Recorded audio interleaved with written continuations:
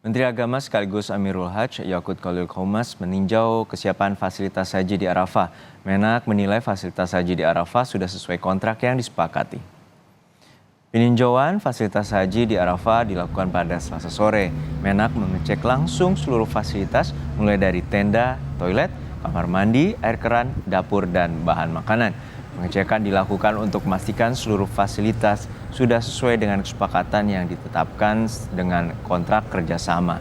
Sejauh ini diketahui seluruh fasilitas telah siap digunakan.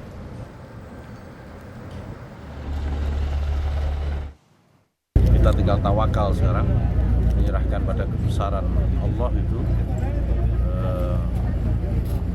Layanan haji nanti beberapa hari ke depan ini di Al-Musnah berjalan dengan baik dan lancar.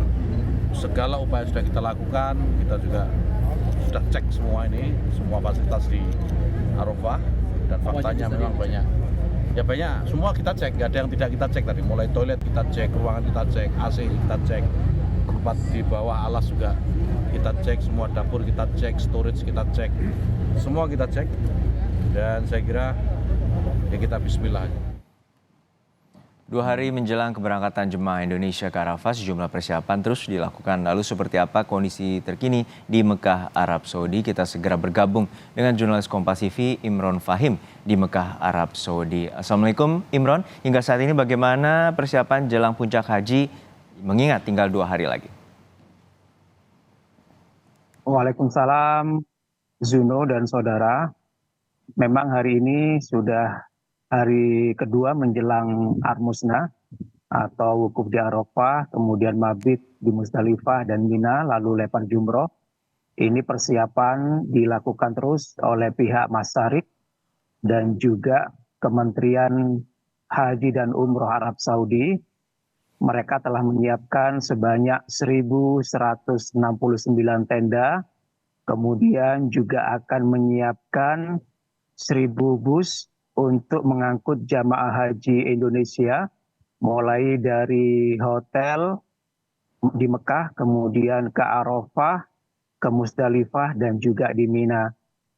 Pihak Masyarik di Arab Saudi juga menyediakan 15 kali makan untuk jamaah haji selama berada di Ar-Musnah nanti. Makanan akan diberikan secara penuh mulai tanggal 8 Dzulhijjah hingga tanggal 13 Dzulhijjah, atau mulai tanggal 14 Juni hingga tanggal 19 Juni. Dan selain makanan, nantinya pos-pos klinik atau pos-pos kesehatan ini juga didirikan di sekitar tenda, yang nantinya pos-pos ini akan di-standby-kan petugas kesehatan baik dari pihak Masyarik atau pihak pemerintah Arab Saudi maupun dari petugas kesehatan dari Kementerian Agama Indonesia ataupun Kementerian Kesehatan Indonesia. Dan sejauh ini terkait dengan skema pergerakan jamaah haji, ini sudah ditetapkan bahwa jamaah haji nantinya akan digerakkan ke Arafah sejak tanggal 8 Dzulhijjah atau tanggal 14 Juni. Pergerakan jamaah ini akan dilakukan pada pagi hingga malam hari dengan mengikuti skema 3 tahap, yakni mulai pukul 7 pagi hingga pukul siang untuk yang tahap pertama. Kemudian untuk yang tahap kedua dimulai pada siang hingga sore. Kemudian yang gelombang atau tahap ketiga ini dimulai pada sore hingga malam hari, yakni pukul 23.30 waktu Arab Saudi. Nantinya jamaah akan bermalam di Arafah, kemudian hingga memasuki pagi hari mereka akan bersiap mengikuti wukuf di Arafah, dan nantinya pada siang hari selepas atau tergelincirnya matahari, jamaah akan memulai ritual wukuf di Arafah dengan diawali yakni khutbah dan lalu sholat duhur yang akan dipimpin oleh Amirul Hajj di masing-masing tenda ataupun maktab. Lalu pada 9 Dzulhijjah malam hari atau 15 Juni malam hari, jamaah akan bergerak dari Arafah menuju ke Musdalifah, baik yang mengikuti skema murur maupun mengikuti skema normal. Bagi yang skema normal nantinya akan mabit atau turun dari bus lalu bermalam di Musdalifah. Bagi yang jamaah murur ini hanya melintas saja saat tiba di Musdalifah lalu berlanjut langsung ke Mina untuk melakukan lempar jumroh akobah. Bagi jamaah yang mabit nanti akan dijemput pada 10 malam Dzulhijjah untuk kemudian diantar ke Mina.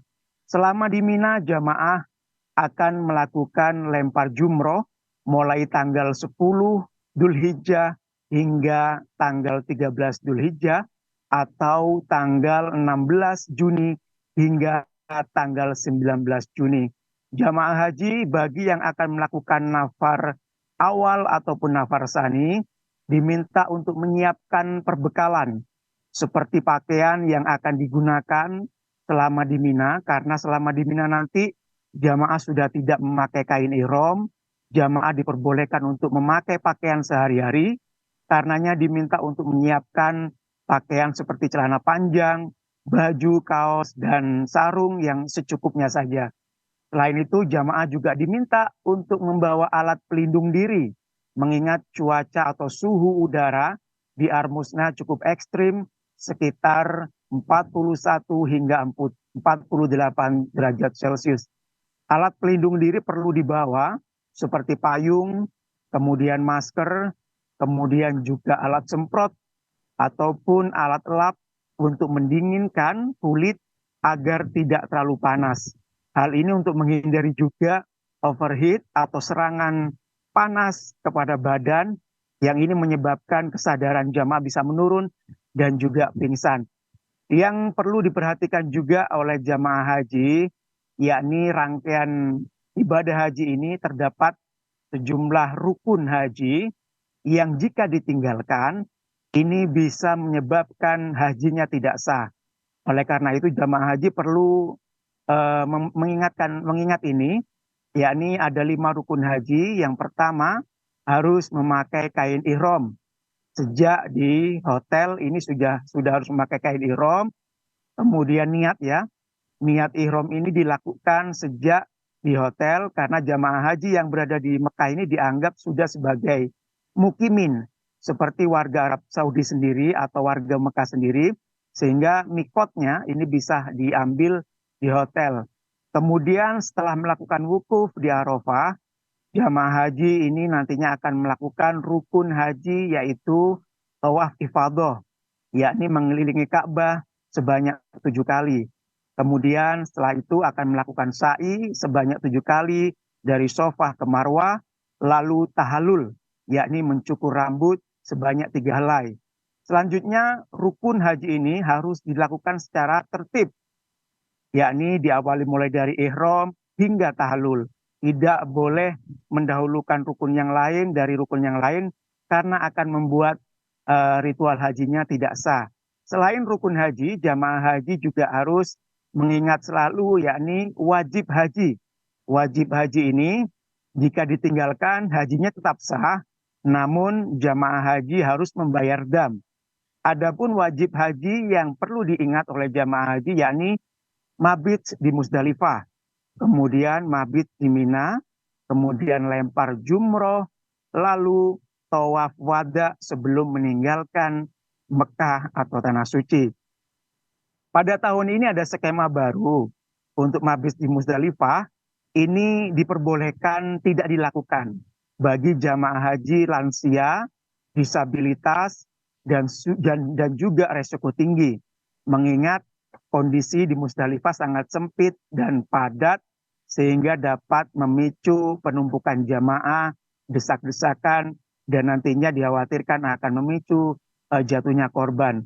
Karena keberadaan bahaya atau ancaman ini kemudian dimunculkan skema baru yakni murur, sehingga jamaah yang lansia, disabilitas diperbolehkan tidak mabit, cukup melintas saja di Musdalifah lalu lanjut ke Mina.